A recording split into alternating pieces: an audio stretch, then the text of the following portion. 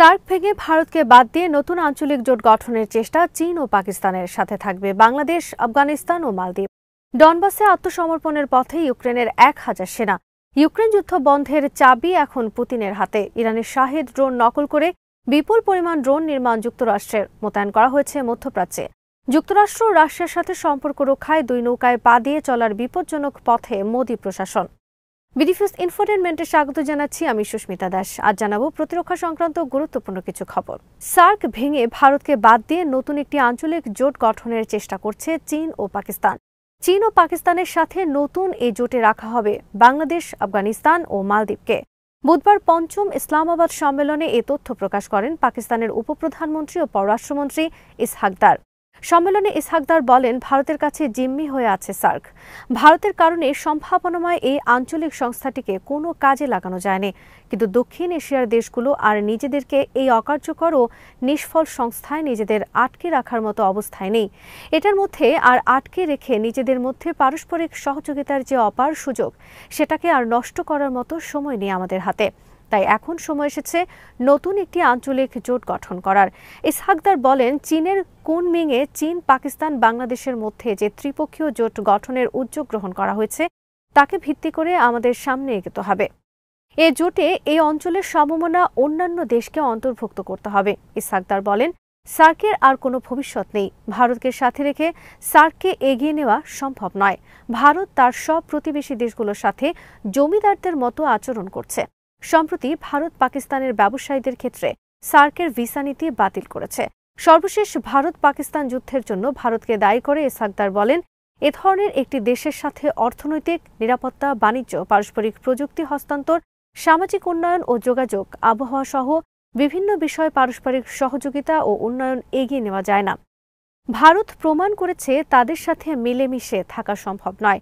তাদের কাছে কাশ্মীর সহ বিভিন্ন ইস্যুতে আমাদের যে বিরোধ রয়েছে, সেসব কারণে তাদের সাথে শত্রুতামূলক সম্পর্ক বিরাজ করছে। তারা আমাদের কাশ্মীর অবৈধভাবে দখলে রেখেছে। এই অবস্থায় তাদের সাথে একত্রে চলা আমাদের পক্ষে সম্ভব নয়। তাই আমাদেরকে ইতিহাসের বোঝা মাথায় থেকে নামিয়ে নতুনভাবে পথ চলা শুরু করতে হবে। সার্কের ভরসায় আর বসে থাকা চলবে না। বিশ্লেষকদের মতে সার্ক হতে পারত দক্ষিণ এশিয়ার ইউরোপিয়ান ইউনিয়ন।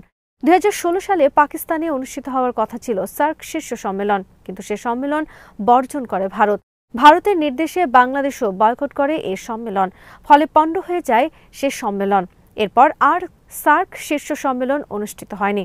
তবে এর আগে যেসব সার্ক শীর্ষ সম্মেলন হয়েছে সেগুলো ছিল নামে মাত্র আনুষ্ঠানিকতা। মূলত ভারত কখনো চায়নি সার্ক একটি শক্তিশালী সংস্থা হিসেবে দাঁড়াক এবং সবাই সমান পারস্পরিক মর্যাদা নিয়ে মাথা উঁচু করে সমৃদ্ধির পথে হাঁটুক।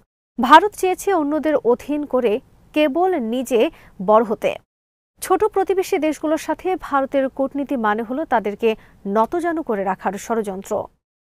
ইরানের শাহেদ 136 আত্মঘাতী ড্রোন নকল করেছে যুক্তরাষ্ট্র। ইতিমধ্যে যুক্তরাষ্ট্র বিপুল পরিমাণ ইরানের শাহেদ ড্রোনের ন্যায় আত্মঘাতী ড্রোন তৈরি করেছে।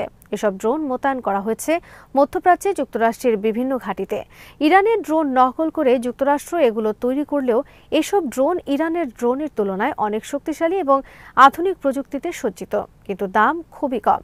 এতে রয়েছে উন্নত ক্যামেরা সিস্টেম, এমনকি স্যাটেলাইটের সাথে সংযুক্ত করা সম্ভব এগুলোকে। যুক্তরাষ্ট্র এসব ড্রোনের সাহায্যে সোয়ার্ম হামলাও পরিচালনা করতে পারবে। মধ্যপ্রাচ্যের বিভিন্ন ঘাঁটিতে এসব ড্রোন মোতায়েন করা হয়েছে ইরানকে মোকাবেলায়। যুক্তরাজ্যের ভার্সন ম্যাগাজিনের খবরে বলা হয়েছে, ইরানের ড্রোন নকল করার উদ্দেশ্য হল কম খরচে ইরানকে ঘায়েল করা। বর্তমানে ইরানের বিরুদ্ধে হামলা পরিচালনা ও ইরানের হামলা মোকাবেলায় যুক্তরাষ্ট্র যেসব অস্ত্র মোতায়েন করে রেখেছে তা খুবই ব্যয়বহুল। তাই ভবিষ্যতে ইরানের যে কোনো হামলার জবাব যুক্তরাষ্ট্র সস্তায় সব আত্মঘাতী ড্রোনের সাহায্যে দিতে চায়।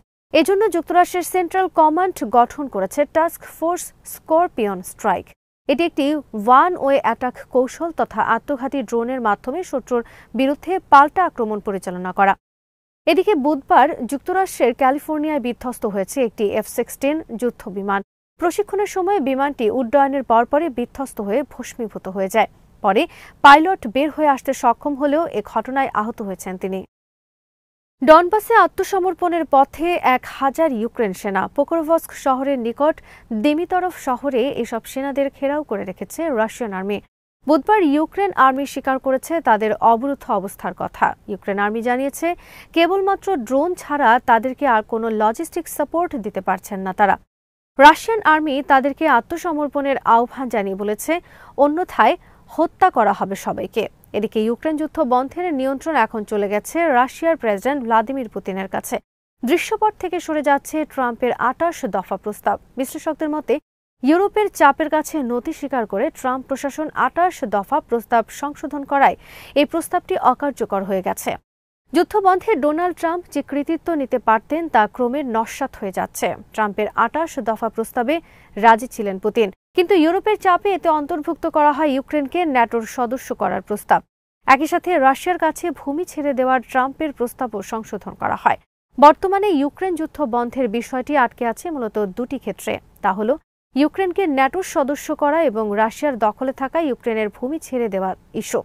পুতিন স্পষ্ট জানিয়ে দিয়েছেন এ দুটির একটিতেও তিনি কোনো ছাড় দেবেন না। ইউক্রেন ন্যাটোর সদস্য হতে পারবে না এবং রাশিয়া তার দখলে থাকা কোনো ভূমিও ছাড়বে না। যুদ্ধক্ষেত্রে বর্তমানে রাশিয়ার অগ্রগতি এবং ট্রাম্প প্রশাসনের প্রতি ইউরোপের চাপের কারণে বর্তমানে ইউক্রেন যুদ্ধ বন্ধের সমঝোতার বিষয়ে ডোনাল্ড ট্রাম্পের পরিবর্তে নেতৃত্বের স্থানে রয়েছেন পুতিন। যুদ্ধ বন্ধ করতে হলে ট্রাম্পকে এখন রাজি হতে হবে পুতিনের শর্ত মানার ক্ষেত্রে। রাশিয়া যুক্তরাষ্ট্রের সাথে সম্পর্ক রক্ষা করে চলার ক্ষেত্রে একসাথে দুই নৌকায় পা দিয়ে চলার বিপজ্জনক নীতি গ্রহণ করেছে নয়াদিল্লি।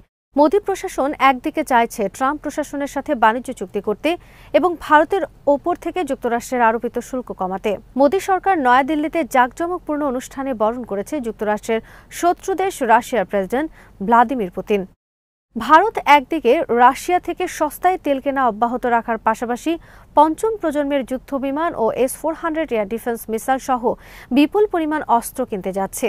একই সাথে যে যুক্তরাষ্ট্রের সাথে বাণিজ্য, বিনিয়োগ, প্রযুক্তি সহায়তার পাশাপাশি চাচ্ছে ট্রাম্প প্রশাসন তাদের ওপর থেকে শাস্তি প্রত্যাহার করে নিক।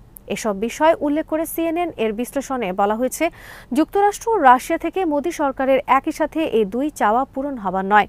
ট্রাম্প প্রশাসন ভারতের ওপর অতিরিক্ত 25% শুল্ক আরোপ করেছে নিষেধাজ্ঞা উপেক্ষা করে রাশিয়া থেকে সস্তায় জ্বালানি তেল ক্রয় ও অস্ত্র ক্রয়ের কারণে।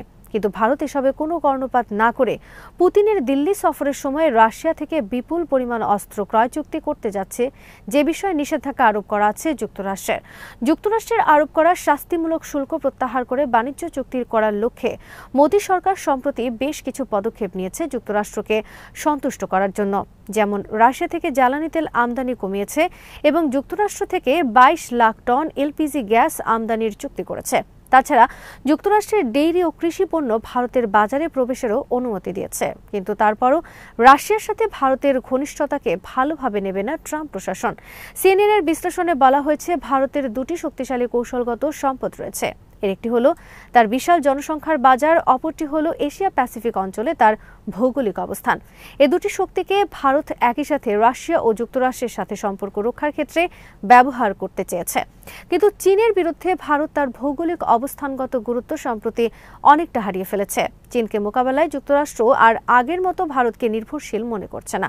অকার্যকর হয়ে গেছে কোয়াড। ভারত আর আগের মতো যুক্তরাষ্ট্রের কাছে গুরুত্বপূর্ণ দেশ নয়। ভারত চীন এবং পাকিস্তানকে মোকাবেলায় রাশিয়া থেকে বিপুল পরিমাণ অস্ত্র কিনতে যাচ্ছে, কিন্তু ভারতের চিরশত্রু চীন রাশিয়ার বন্ধু।